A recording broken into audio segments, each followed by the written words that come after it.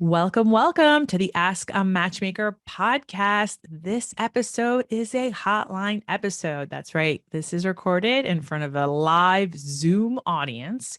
And I have a special co-host this week. It's certified dating coach Damona Hoffman, who is also the host of the Dates and Mates podcast, which is celebrating its 10th season. Welcome, Damona, to Ask a Matchmaker podcast. Thank you for having me back. It's always good to see you. Oh, it's always great to see you. I love talking to you, and it's so funny. Like once we logged into this, I was like, don't talk because I need to record and I really want to talk to you. So what's been going on your end, on your coast? You're on the left coast. I'm on the right coast. We're recording the day after Halloween. Yes. And I have two kids. So we were out in these streets and usually I get about 3,000 trick-or-treaters, but I got 2,000 this year. Which Wait, is that a real number or are you exaggerating? No, I'm not exaggerating whatsoever. It's like a block party. It's insane, but I love it. How many bags of candy do you need for that kind of endeavor? Usually 8 to 10 of the giant, like 365. Yeah, it's very serious. I take Halloween very seriously, but I always have. And I actually, it's funny because I have my clients, I do a lot of online dating coaching, and I have my clients, I have them look for pictures in Halloween costumes every year because I'm like this, or set it up because it's a great conversation starter for a dating profile. But absolutely. yeah. I have the opposite issue. We live on a dead end. Oh. And there's a massive Halloween block party three streets away. Oh. So we don't get any trick-or-treaters. We did not get a single one 10th year in a row. Oh my gosh. Were you dressed up? Did you go out? Yes, we were dressed up. We always do the family dress up. So we were the Toy Story family this year. I was Jessie. I was PG rated Jessie, not X rated Kendall Jenner Jessie from Toy Story. I saw a lot of sexy Jessies out there. I didn't even know you could make Jessie sexy. I'm disturbed by that. Wait, this one was really good. I saw a sexy Chucky, like the doll, like the murdering doll. Yeah. I was like, wow, that's. I saw a sexy popcorn machine. I kind of want to do that though next year. At what age can we do the sexy stuff again? Like, I feel like I've had to retire the sexy stuff because now I do family costumes with my kids. No, you can still be sexy and do a family costume. Okay. This year, my son was like dead set on us being the Addams Family. And I was like, yes, I'm going to be Morticia. I'm going to sexy this shit up. And then I realized like, okay, so my daughter's going to be my daughter Alexandra's going to be Wednesday. So she's just going to wear a black dress with like a white collar. First of all, people are going to think that she's Ruth Bader Ginsburg. True.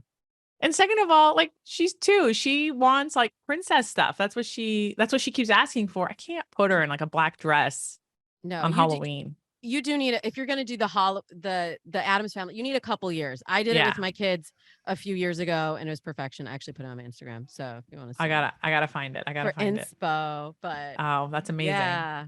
But so no, George was Buzz and I got to see his junk in the Buzz costume. And then everyone else got to see his junk. It's great. And then and he was so excited because it came with like these glow sticks for him to put in his costume. Okay. He was just so sexy excited. Buzz? No, it was like a regular Buzz. And then, my son was Woody and my daughter was Bo Peep. And like I said, it's the day after Halloween we're recording this. And right now I can hear my children screaming in the other room because they are drunk on sugar. Yeah. They have had so much chocolate in the last hour. I know. Yeah. I feel the same way. I was saying to my assistant this morning, I was like, I think I have a Halloween hangover. And I didn't drink, but just the whole, like the energy of it. But right. I mean, what a perfect way to like get back into the routine than to be here with you. Oh, of course. And the other things that are happening right now in terms of like when we're recording this, I'm 2 days away from flying out to not Cancun. Well, I am flying to Cancun International to go to Tulum for one of my retreats that I'm hosting, the Agape Intensive in Real Life. And then after that, I'm hosting a matchmakers conference in Cancun for 80 matchmakers. Oh my gosh, I heard about this. Maria, you're famous, obviously, but you were you were the leader of the matchmakers. Thank you. You know, you are. I share that. I hold that torch with a few other matchmakers, but thank you. I know, but I've known you for a long time. We've known each other at least 10 years, maybe at least 10 years. Yeah. I met you in like 2009 in Vegas. And you're the real deal. So that is exciting. So people can work with you, can go to Cancun with you, and then matchmakers join you, or what? You're just going to Cancun. We just happen to have two things happening out of the same airport in 1 week. So the Agape match team is having our retreat, our women's Agape intensive retreat, in Tulum. To get to Tulum, you have to go through Cancun Airport. And then that ends on the 7th. And then on the 10th, I'm going back up to Cancun to the resort that the conference is being hosted at. We have 80 matchmakers coming down from across from the US, from Europe. I think we have like 2 Ukrainian matchmakers who have been completely displaced in Europe. Like it's insane. Wow. And also service providers, not just matchmakers. There's the service providers for matchmakers that are attending as well. And it's incredible. We have like 3 keynote speakers coming down. And then of course our other speakers. It's going to be a good opportunity. It's our 10th year. So that's also like, wow, like I can't believe it's been happening that long. And none of it has hit me yet. It'll hit me tomorrow when I start packing last minute. Oh my gosh, I'm so excited. So I've been busy doing this.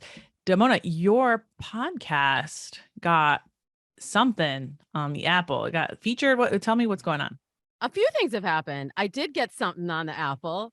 We were featured for our season 10 launch, and season 10 as in years, by the way. That's in crazy. Actual physical years, not like I don't think years, I even knew podcast existed 10 years ago. I know. I was there back in the day. And it started just originally as a labor of love, no pun intended, as a way to get the word out about, my online dating coaching services I was offering. And then it really has blossomed into its own thing that also provides me an opportunity to talk with other dating experts, matchmakers like you, to talk with celebrities and psychologists, and really to be able to serve in a different way. So I love doing it. So 10 years. And you're a regular on the Drew Barrymore Show. Oh, you've noticed? I don't even like, every time there is a clip that you are in, I will stop everything I'm doing to watch you. You are effervescent in that environment. Like, I love it. I think you're great. Do you fly out to New York every time? I do. And before you say, why haven't you called? It's like, oh no, I don't want you. Don't call me. I'm busy. I know you're so busy. They just fly me out for the evening. I work the next morning and then back to the airport the next day. And it's been busy because I do my signature program twice a year. So it's in the fall and in January, which also happens to be the time when I'm needed most in television for the fall season segments and the Valentine's Day segments. So what's your signature program? It's called the Dating Accelerator. So it's a 10-week program where I take people through all of the nuts and bolts of creating a dating plan and launch them into love success. I love that. See, there's different plans for different people. And I love that, I love that you can be on here and there's like, I've been on your podcast, you're on my podcast. Like, there is this camaraderie in our industry where we can support each other without feeling competition, because there's enough, not only there's enough singles to go around, but there's also like there's different ways that solutions fit different people at the time that they need them. And I think that's really great that, I love meeting people who are of service to others, and you're an exemplary example of that. Thank you. And I love that there are different modalities too. I don't know, that sounded very heady, but like there's different ways to find love, right? Is your kid doing the SATs? Because that was like an SAT word. No, I'm just a nerd. But I'm just smarter than you, Maria. Keep going. No, I'm just a nerd. I'm actually writing a book right now, so Oh, I'm like trying to find the right words all the time. But it won't be out until 2024. So relax, hold your horses, everybody. I But can't wait. there's so many different ways to find love. And so we have all of our different areas of expertise. And I love even just talking about your matchmaker summit. People think like, oh, is it a competition? And like I was on Real Housewives of Beverly Hills, and my friend Devin Simone was on Real Housewives of New York, and people are like, "Oh, is it contentious? Is it a competition?" I'm like, "No, there's everyone." I feel like everyone needs help in love in some way. The situation we've created, we really invented dating, right? It's a construct, and especially with dating apps, it's created a a lot of confusion and frustration for people. And why wouldn't you have a professional to shepherd you through it? If you want to get better at tennis, you hire a tennis coach. If you want to improve at anything else, you get help. And so I love that you are supporting people in your way and that I get to support people in mine. Absolutely. I have been fighting for my life. I haven't really commented a lot, but I put up a thing about like someone asked me a question about like there are so many comments.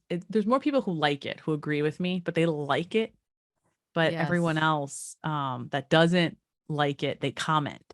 So the question was, I'm abstinent, waiting for marriage, and most guys run immediately. Is there hope? LOL.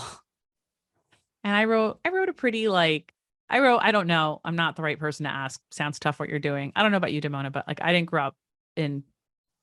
I grew up in New Jersey where purity culture is not a thing.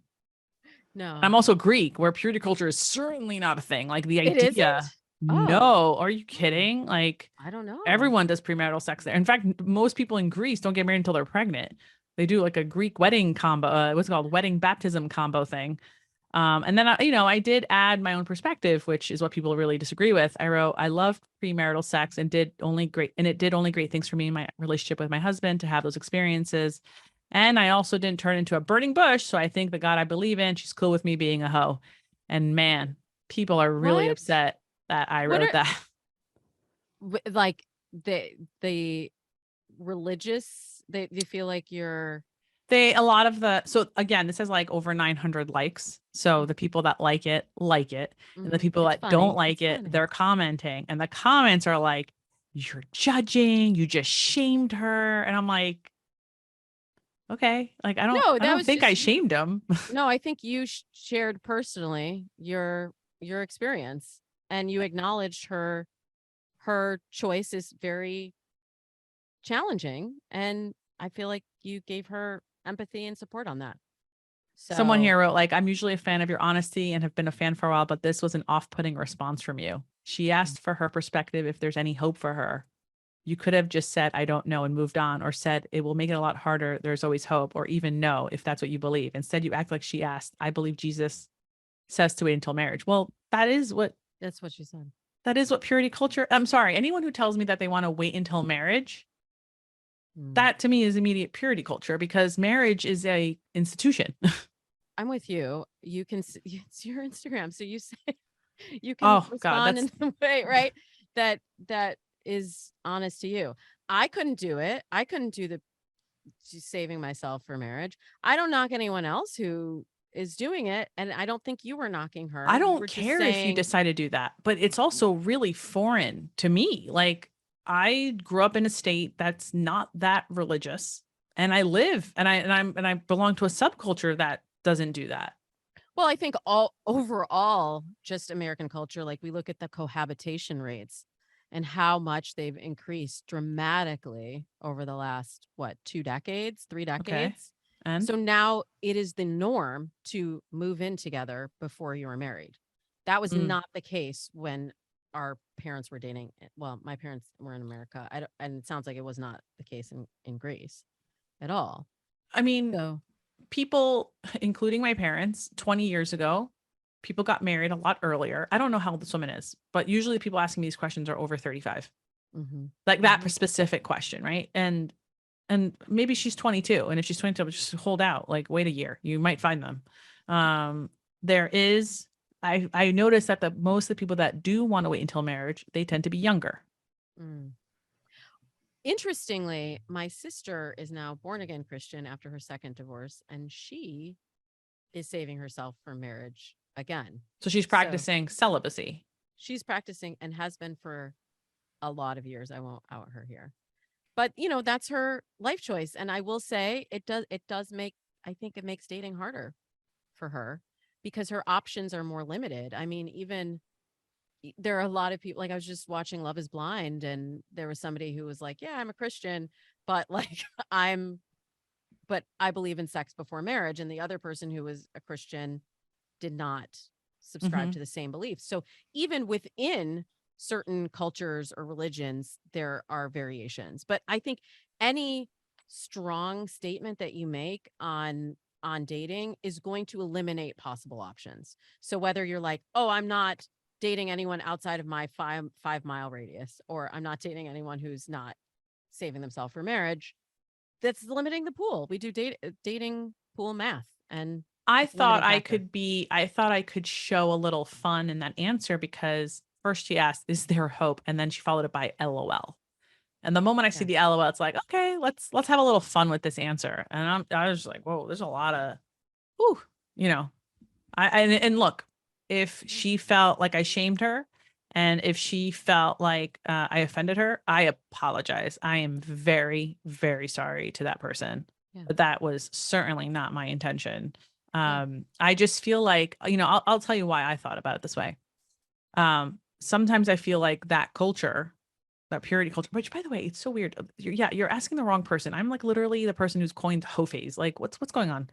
Uh, but but also, I think that there is this place where people are thinking sex is going to be so much more special until after we get married. And it's like, there's no promises.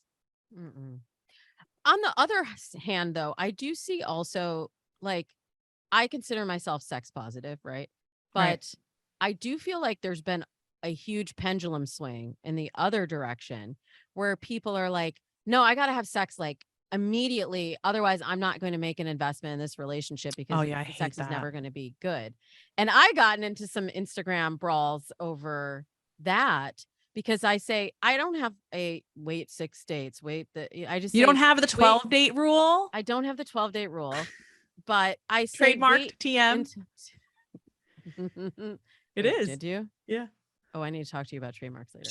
But if you if you wait until you have built the anticipation and that you trust that person, because it's like if you can't talk about the consequences of sex Oh, yeah. with that person, you're probably not ready to start having sex with that person. Like, Right. and especially it's going to be very interesting in a post-Roe world to see what happens to the sex positive and um the sex I positive mean, people culture, ask me all the time, which like, oh, how do I tell people, like, did they get a CD check? I'm like, you ask them, did you get a CD check? Like, make it like mundane conversation. Like, do you want to yeah, grab ice cream after this? Oh, did you get a CD check? Like, yeah, that's how it needs to be. And, yeah. yeah, pregnancy is certainly a consequence of sex, obviously. And in a post-Roe world, I mean, gosh, this episode's coming out after election, so who knows what the fuck is happening. But it is scary. And God, one of my clients just had her tubes tied because Wow, she doesn't want to be in a situation where she has to make a difficult decision because she's in a state that, that's you know, horrible. could do But that. that's horrible unless that's really what she wanted. That's I mean, just yeah, she doesn't want to have kids. So well, now she's eliminated the possibility. and I've done that, and it is not a nice surgery. Let me tell you, Oh, really? it is not nice. I I had my yeah, husband get a vasectomy. I've heard that vasectomies have been on the rise. Yes, they are. They are. They certainly, Which it's is like a good 3 month because you wait. take some responsibility, guys. That's how I pitched it to him. Last November he went and got one. It's been a year. We celebrated a few days ago. And I gotta say the sex is better. The sex is better. What? Yes, Really? I will say his penis is bigger. And I think it's because he's not wearing condoms anymore. Oh, So okay. it's like I never knew, like I get it. I I'm get it. saying this publicly on my podcast, but like, okay, so prior to having kids, we always wore condoms. So I Mhm. knew that size. And then when we were having kids, when you're we don't have accidental babies in this family. We had sex with purpose. Mhm. And when you're trying to have kids, there is a certain sort of anxiety that happens. And now that we've had a vasectomy, I'm like, yo, what the Freedom. hell? Like, who is this? Who is this guy? Freedom. Welcome to the other So side. for anyone thinking about getting it done, there's only 4 thumbs up from the penguin family over here. But the vasectomies can be reversed, Yes, whereas if you get your tubes tied, that's it. Game over. that's it. Yeah, So yeah, good for like you. yeah. Oh, I I'm love so that. happy. I was so happy. But if there is someone that is wanting to have kids and is just like people are terrified right now. Yeah. And unfortunately, there's a lot of people who are like, who don't care. And I think that makes it just so much worse, like not to care. Yeah. I live in Anyway, California, so that's not look at care where too the much. tangent of this Instagram post has taken us. Oh my God. So, are you ready to take on some questions I love or hear some questions. stories, depending on who's raising their hand? Yes, let's do it. Welcome to the Ask a Matchmaker podcast. How can we help you? Hi, Matchmaker Maria. So, I am a devout follower of your ways. My last relationship ended in July, kind of traumatically. I got back on the apps, thought I was ready. Actually met a really great guy who, when I mentioned your name, he researched you on Instagram and like memorized the rules and was totally on board. He We made it through our memorized the 12 rules. dates. Like, that's okay. Yeah. I love So that. we made it through, and we made it through more than 12 dates, and lots of long phone calls and FaceTimes, and then plenty of in-person dates. And then it got to a point where, you've talked about kind of mourning the single life. Mhm. And I don't know if that's what I'm doing, but I'm also finding things that I don't know if I'm ready to accept in a relationship. Like, I feel like he's very defensive. He has an ex-wife and a young child with her, and they're friendly and they keep in touch, and I have no issues with that. But I guess he like told her some stuff, and then she kind of started dating people, but she's being really like secretive on her end. And when he talked to me about it, I was like, well, then just don't tell her anything. Like, you don't need to be free with your information if she's not going to be the same. And he was like, well, then I guess I just can't do anything right. And I was like, oh, okay. Like, that's one thing I didn't think about it before potentially being back in a relationship. But now that I'm potentially back in one, I'm like, I don't know if I can deal with someone like that, or that like defense mechanism of saying things that make me feel like I need to backtrack and reassure them. Does that make sense? Yes. Point of clarification. Has he reacted like this before? Kind of.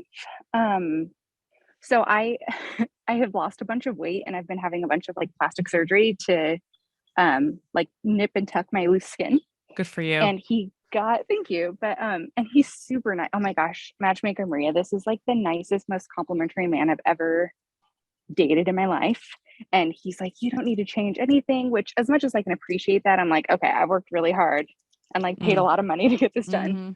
But he got really I actually kind of called him out on it, because he almost started speaking as if he was going to like throw down some slam poetry, like very like matter of fact and very punctuated with each like enunciated. And I was like, whoa, dude, like calm About what? down. He got very passionate about what? About me not needing surgery. He's like, look, listen, like, all you girls like feeling this way about your body, but like the way he was saying it was really like we were at like slam poetry, like open mic night. And I was like, wow. And I called him out on it. But now I'm realizing he's just kind of defensive natured. Like, instead of me saying like, oh, well, then just like don't tell your ex anything. You can be friendly without divulging tons of information because she's like the closest friend you have. Mhm. I don't know. And maybe I just, now that I'm here, I'm like, do I want to date? I don't even know. And another thing is, he wanted to like, so we talked a lot before we met. By the time we had finished the 12 dates, it had been 9 days since we had met face to face. Wow. And he was like, I'm sure about you. Like, and he wasn't love bombing me or anything. He hasn't said anything like over the top or made any crazy romantic gestures or suggested like, let's, go to Thailand on vacation. Like, he hasn't really love bombed me, but I don't, just the whole thing. I'm just like, cancel. Let me out of this. How long have you Change your been mind. dating? Since July, like end of July is when my last relationship ended. Okay, so 3 months. Damona, you've been quietly nodding along. I'm taking it all in. Yeah, that is a pretty fast start to it, certainly. I have slightly different rules from Matchmaker Maria, but I also co-sign everything she says. And it sounds to me like you're having a little bit of concern because it is happening so fast. And I mean, it's like you went from in another relationship to being on the apps to suddenly being in another relationship in the span of like, it sounds like a couple of weeks, right? And it sounds like some of what's coming up for him or what's creating conflict in your relationship may be old programming stuff from his prior relationship. And because, I mean, they have a kid together, they have to be in contact in some way, but it sounds like they're still a little bit, I don't want to say enmeshed, but they're still in close contact with one another. I'm curious if you have any insight into what he says was the reason for their divorce. Okay, so if anyone listens to this, they're gonna know who they are. But so he is not formally educated, but his ex-wife has her PhD, and I guess she like threw that in his face a lot. Yeah, and then so I mean, and admittedly, this could be some of my past as well. I was with my ex-husband from 18 to 29, and conflict was a big thing there. I feel like I kind of became a pushover in my marriage because I would rather just not fight about something. Like, if you want to argue that the sky is orange, like, fine, it's orange. I don't care, because it's not worth an argument to me.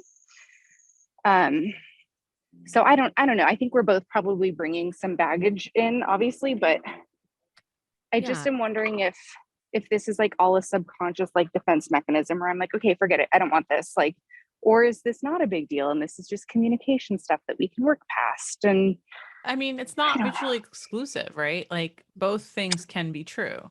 So there's another thing though, because he keeps kind of dropping like whatever this is that we're doing, which I know you don't want to define it.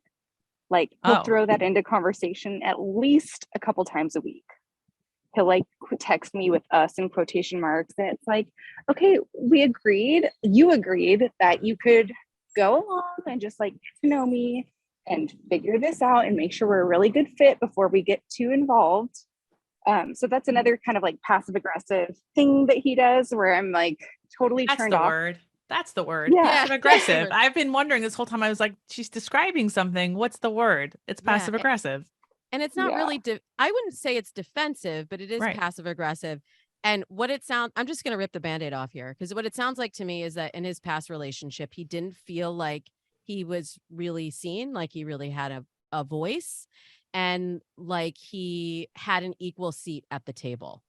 And so feeling like he's in this undefined space, it sounds like to me, is bringing up a lot of those same feelings for him. Okay, yeah, that makes sense, because he said she was kind of like the shot caller, and I don't want to be that way in our relationship, but I'm just not ready to commit yet.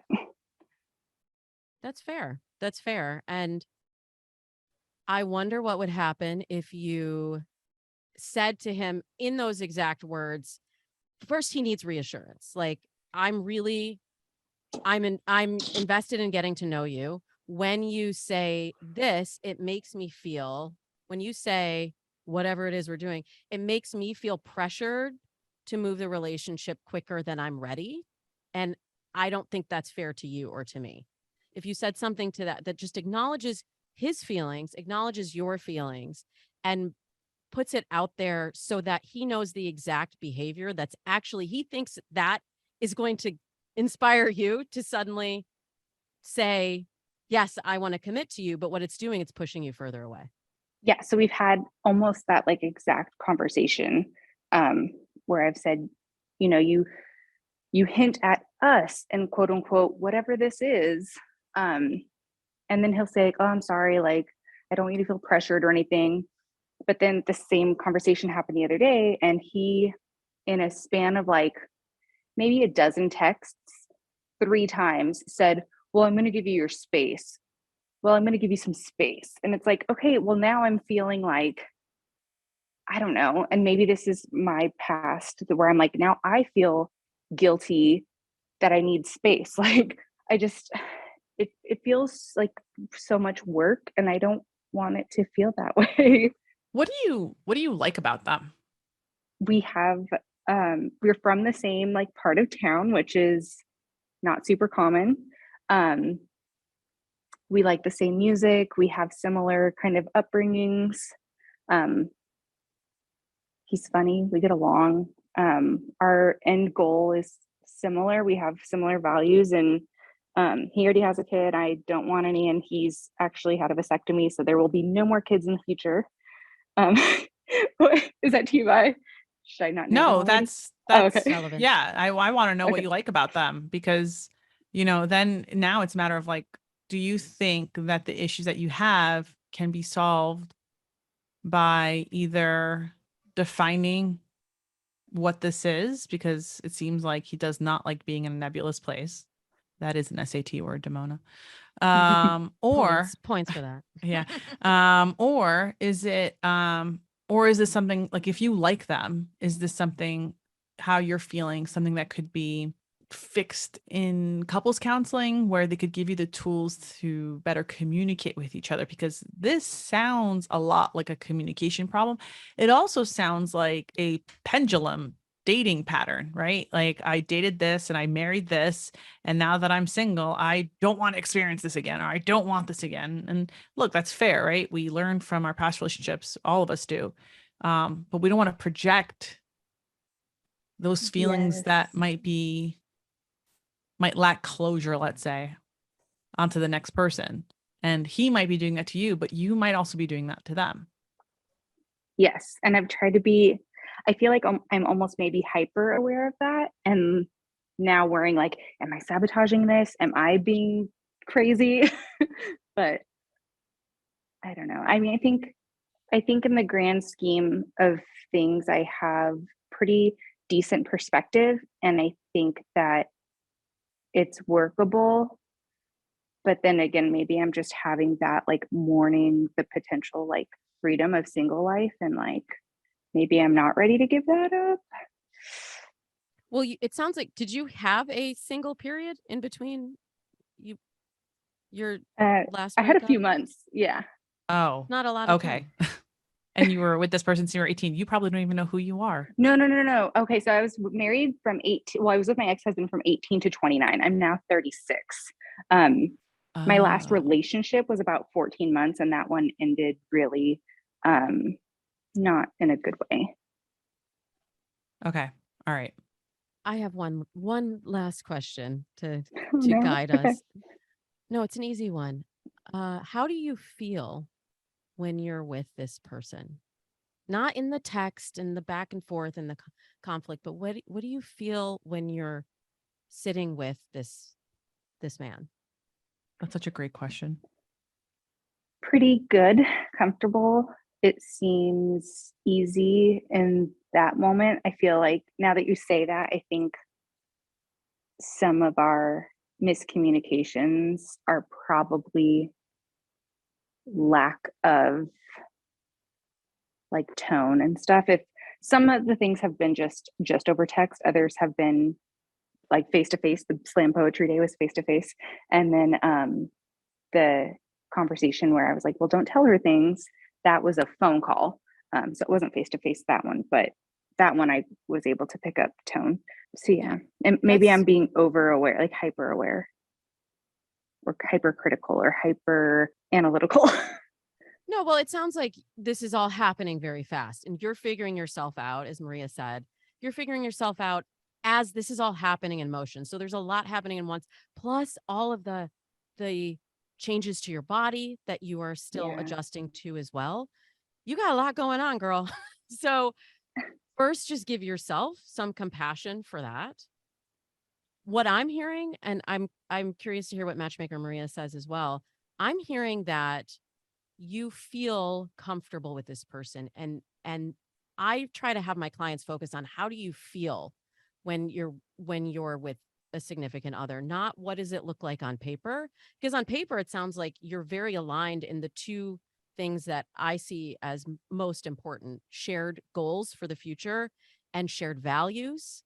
It sounds like those are pretty well aligned, and like Maria said, it's a lot of communication challenges to get there. I'm I the I find that over text and written communication, we are all still adjusting. Like I done webinars and seminars and trainings on what I call the texting trap, because it's a feeling like you are communicating, but there's so much room for misinterpretation. And so it does concern me a little bit that some of these conversations are happening over text, but that you get a different feeling when you're together. So I'm with Matchmaker Maria. If you can work through some of these communication challenges, it sounds like you have a lot here, but the timing and the communication are going to be key to figure out. I mean, it sounds like everyone needs a therapist. She needs a therapist. He True. needs a I mean, therapist, and their relationship always. needs a therapist. And there's nothing wrong with that, right? Because just because you have these problems with this person, it doesn't mean that those exact same problems are not going to follow you in the next guy you date. So, just like Damona said, you have similar core values. That's a big thing. You feel comfortable when you're around them. That's really big. So those two things, I wouldn't sleep on those things. I would certainly bring it up. Like, if this is someone that you feel like you could be in a committed relationship, that is something you can broach. Like, listen, I think I want this to work, and I'd love to work with a couples therapist where we check in once a week to, better strengthen our communication skills between us. And, hopefully he learns how to stop being passive aggressive. And also, I don't know you and what you're like in terms of dating, because I'm sure if I got him on the hotline, he'd have his own perception. And maybe when he's talking about his ex-wife, that's not your thing to solve. Maybe he's just saying it just to hear himself vent to someone. Good point. So as far as taking it easy and like still just dating and getting to know each other, at what point, because I feel like this is a Wednesday question where a girl would ask like, how long? And you'd be like, block them, it's done. Like, this has taken too long or something. What's a reasonable timeline of feeling it out? Like, how long? I would never tell you to block someone who you're in constant communication with and you're dating and you have core values aligned, right? Like, well, no, but I mean, like, if a girl said that, hey, this guy won't commit to me after 6 months, then you would probably say, like, okay, well, he's probably not going to commit. Let's reverse the genders for a second, because they're not the same, right? It sounds like you do like this person, and it sounds like you want him to be your boyfriend. It sounds like, though, you have a lot of trauma from your previous relationship and you want to take things slow, but you're still dating them and you're still talking to them. And that's not the same as a guy breadcrumbing his way into sex. So, I'm not going to give you a timeline. I think you need to give him a better sense to manage his expectations of what you're going through right now, what you're thinking, what you're weighing. Okay. All right. Thank you. No, thank you. I wish you would give me like a definitive timeline, because then I feel like that gives me something. But I feel like you're just looking for permission for us to tell you to break up with him, and I'm going to tell you that's not, No, I don't think I'm at that point yet, but I don't know. I'm not ready yet. That's okay to not be ready. It's a big decision. All right. Well, thank you guys so much. I really appreciate you. Thank you for calling in. Thank you. All right. Let's take our next caller. Welcome to the Ask a Matchmaker podcast. How can we help you? Hi, Maria. I am a first-time caller, but long-time listener.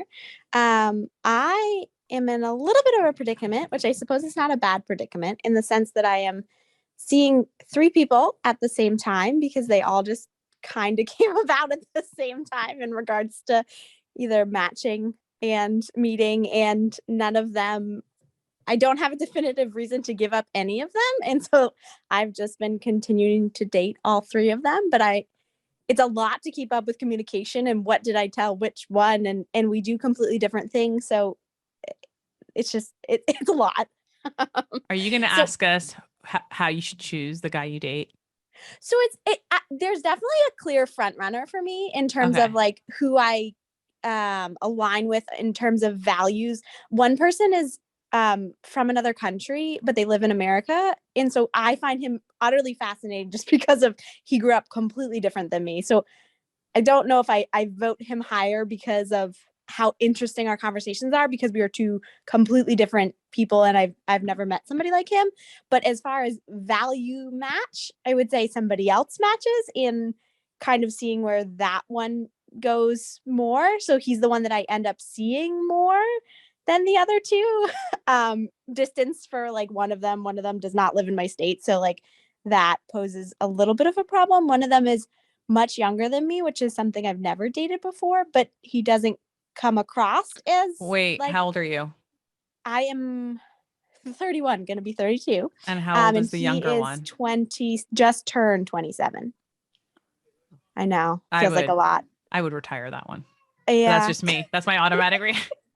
well, You I must met be him and we 28 talked- years old to ride this ride. I don't know. I know. Have you, kinda- Damona, I have was you like, met 27-year-old men? Besides this Do you one, remember no. dating them? It was awful. Yeah, I know. And like he seems super mature, but there's just some things where I was like, wait, when did you graduate from high school? That's when I Oh, that graduated doesn't from matter. college. That doesn't I know, matter, but though. like to me, it made the age gap seem a lot more. So yeah, as far as like alignment there goes, he's not the one that's Okay. like, So what's the question? I guess it's like my friends are all like, well, just see it out until one of them turns into a relationship and then let the others go. And I'm like, does that seem fair to the other 2 though? But And how long has it been? okay, it's only been like 3 weeks of a collective seeing all of them. Mm. I think we would have a very different conversation if you called in 3 weeks from now. Okay. They might fall away on their own 3 weeks from now. Yeah. I was going to say the exact same thing that your friends say. I always tell my clients that just continue to date them and be upfront about the fact that you are not exclusive. If I think the assumption is you're not exclusive until proven otherwise, until you have the Mhm. conversation. So I think you'll just find that eventually you'll be more interested in one and they will be more interested in you, or not. Like maybe it's all of these Maybe, 3, maybe yeah. it's none of these 3, but you'll get to the point where you'll have clarity. But I feel like we're in such a rush to define the relationship before we have clarity ourselves. Do you see that too, Matchmaker Maria? I do see that. And I also 100% agree with you. I would just keep dating and see who falls off because, like you said, all 3 might not be matches for you 3 weeks from now, right? And the only way to do that is to just keep going out on dates. What I would ask you to do in the next 3 weeks or even in the next week is find ways to insert dopamine into these dates. And what I mean by that is start doing activity-based dates. Go karaoke night, go axe throwing, do live music, walk across the West Side Highway, do things that require you not to go for a cocktail, not to go for dinner. Because that is what's going to help create either the latch to happen or the latch to just break. Yeah, with 2 of them so far, I have gone on like walking through a park dates that was like no coffee, no drinks, no nothing. And the other one, same thing, but it was like an indoor place that we walked through. So I've done that with 2 of them. I need you to do like more, right? Like walking is not enough, right? Like it has to be activity, competitive. I mean, hell, walk through an IKEA. Oh my But- gosh, we just talked about that in one of my episodes. And what happened? It's It's like the best test. this is what the guy did. It was my like dating horror stories Halloween special, and the guy was making a pun for every Swedish sign. So by the end of IKEA, because I mean, that's going to take you like at least an hour, if not two, to get through IKEA. She was Right. so exhausted with all of his puns. It was very clear it was not a match. So yeah, take him to IKEA. I like your idea about the competition too. Like my husband and I, we played pool on our second date, and that really showed him who I was, and it showed me who he was. You know, Pool, this yeah. one guy that I dated, like the same 10 years ago, right before I met my husband, I remember we went on our third date to like Fat Cat, and which is like it's like a games, like, you know, there's like different games there, ping pong, whatever. And just the way, I really like this guy, but the way I suck at ping pong. But the way he played ping pong and the way he did shuffleboard, like his facial reactions in competition, it gave me like the biggest ick factor. Like I was just like, I don't know if I could date you because your competition face is very annoying. And I really like this person. We shared the same values. He was like, he looked like, I don't know, a Greek god. And I was just like, why? No, like you can't make that face during ping pong. Like I was just no. Yeah, no, I would, you know, and I gotta say, like, live music is a really great place too. Like seeing how people react in that kind of environment where you have to focus on something else while you're enjoying yourself, you know, putting yourself in those positions with other people, because ultimately, you know, what long-term relationships are is a cooperation between two people that like each other, you know, and it's really hard to choose to like someone for many, many years if you can't stand them in certain environments. Because let me tell you something, you know, Damona and I are both married. Like the majority of our interactions with our spouses is not over cocktails and dinner as much as we'd love it to be. It's the day-to-day Over stuff, and mops and dishes. yeah, and and changing kids and yeah, and a testament to me, you know, to do that is to do things that require you not to be focused over, you know, asparagus on your fork.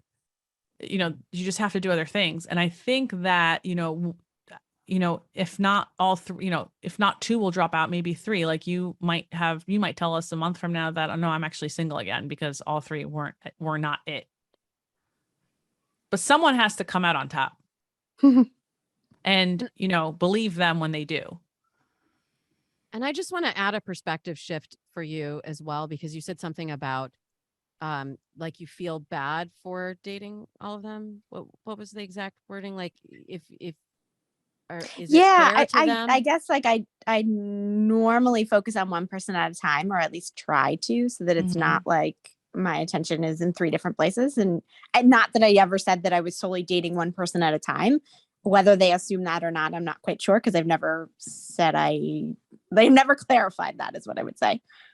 Yeah. So if you can flip the perspective to, they may also be dating other people. I don't know if you've had a specific conversation, but this is the game. This is the dance that most people are doing.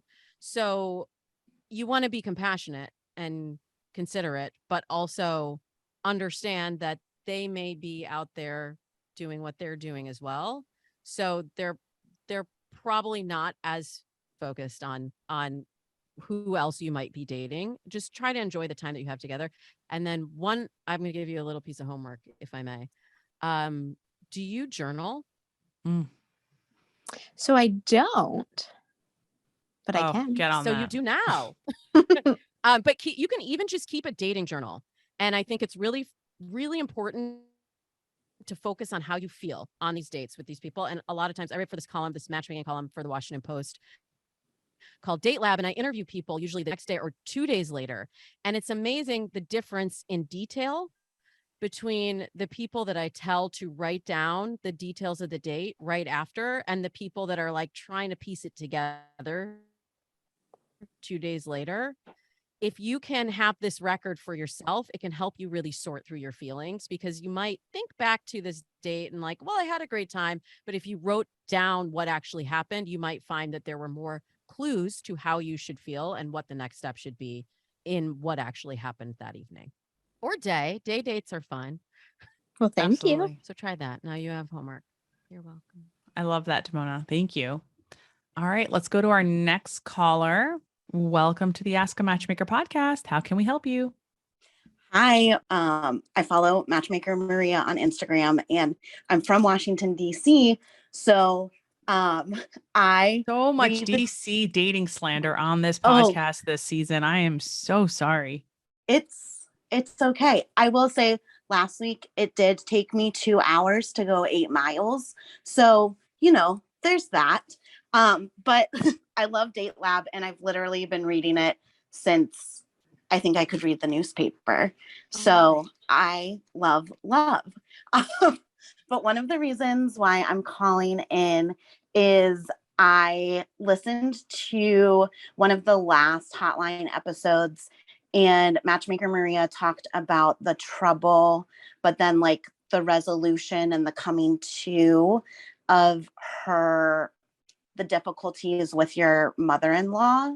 Mm. And I am getting to a point in my dating relationship where we are talking about the future and talking about engagement. We've been dating for about 2 years.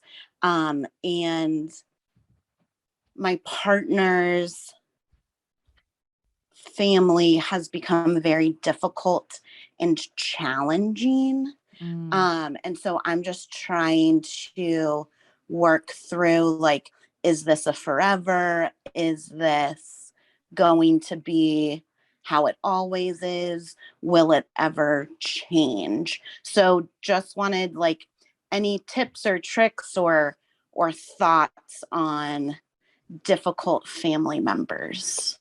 Well, I'm not a fortune teller, and neither is Damona. So, Actually, I am. are you? Do you do tarot? Are you really a fortune teller? Yeah. Drew outed me on a recent episode. I've been reading tarot since I was 12. Girl, I did not know this. Okay, well, Secrets. let Amanda know. I'll pull if some her- cards for you. if her Okay. mother-in-law is gonna like eventually fall in love with her. I would actually, as someone who did have a pretty rocky relationship with my in-laws for a very long time, and now they suddenly like me. I think what worked for me, and I don't know if this is the only advice I could give, but I could just say what worked for me is like very early on when we saw that it was going to be difficult, and it became very apparent within the first 6 months of dating. I let my boyfriend at the time know, you have to advocate for this relationship. I am not going to ask you to choose between me and your mother. That's insane. That's your mother. And I might be the mother of your kids one day, and you shouldn't have to choose between the two of us, but you have to advocate for this relationship and protect it. So if you see that, for instance, we can't stay over at your parents' house because, there's certain boundaries that shouldn't be crossed and we need that space, then, you just have to say, okay, we're going to stay in a hotel when we're visiting, or we're going to rent an apartment nearby. Like, what makes focus, can we have 4 great hours with each other every single day when we're visiting versus 12 very defensive hours together every single day? And it took us a little bit to master that. But then when we did, because we were getting good quality time together where the boundaries wouldn't smudge, I guess, where we wouldn't hit the gray area of contention, we were able to build like good moments and memories to like create at least a foundation for respect eventually. So that's the advice that I would give you, that I would just concentrate on how he treats you and how he advocates for your relationship. I was going to say the same thing. I had a client who, her first marriage, she was head over heels for the guy, but the wedding itself brought up so much drama. Her mother-in-law was like way out of line. Way out of line. Right. But the real crux of it, the problem was that her fiance didn't have her back. And she felt that and immediately knew they were divorced within 6 months. I since then helped her rewrite her dating profile and find another match that she actually likes her in-laws in. But that was really, in a way, you almost have to, it's like exposure therapy. Like you almost have to go to the fire and see, because that's really what you need to know. Like, is this person, like Matchmaker Maria said, going to advocate for you? And it may be uncomfortable, and the instinct may be to pull back from it, but you don't need to have a relationship really with your mother-in-law. I think in an ideal world you would, but that is not the relationship that is most important. It's the bond between the two of you. Yeah. I would have a conversation with him about that. I feel like I've talked about it in a previous episode on my podcast. Like I think in one of the episodes where I talked to my husband about our long distance and like how some of that, the contention between me and his parents, which by the way, I don't know if Damona, do you know why his parents did not like me? No, and I am eager to learn. It's because I'm not from the same island they're from. I'm from a different Greek island. Wow. That's not your fault.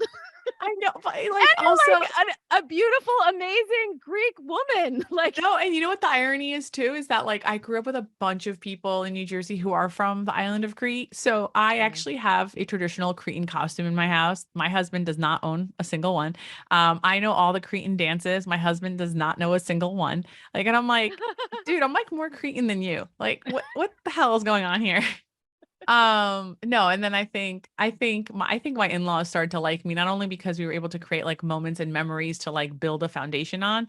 I think they started to like me the moment they realized that George is the only one from his circle of friends who married someone that also speaks Greek. So like, oh, you get to communicate, like other parents in their neighborhood were like, wow, your daughter-in-law is Greek and you can communicate with her. And they're like, yeah. And they're like, you're so lucky. And I think that I'm hearing that for 9 years. They were like, wait, maybe we are lucky. Because they don't speak English, Yeah, that is helpful that you know the language. And also you're the mother of their grandkids. I think something subtle. I know it's taken a while. I had to have 2 kids. I had to have know. 2 kids for that to You happen. You're doing hard time. But I feel like my relationship with my in-laws wasn't always smooth, particularly with my father-in-law, but I really feel like something shifted, particularly after my son was born, my second. So you just got to put in the time. Yeah. Put in the time. It's Put in the worth time. it. How many years in was your second son born of knowing your spouse? Oh my goodness.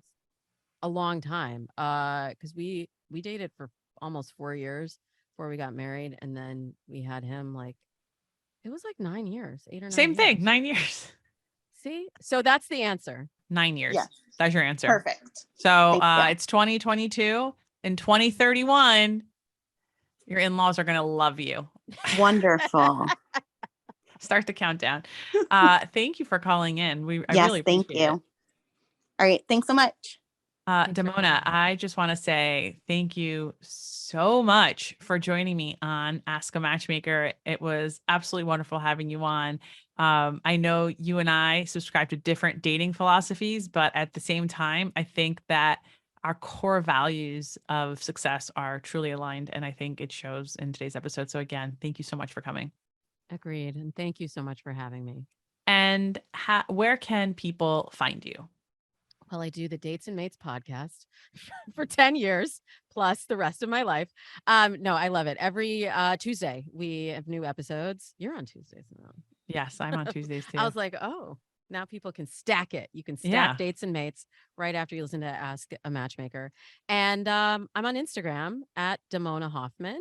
And I can also, if you're interested in the online dating experience, you can get my free profile starter kit that is available for a limited time only at damonahoffman.com or datesandmates.com.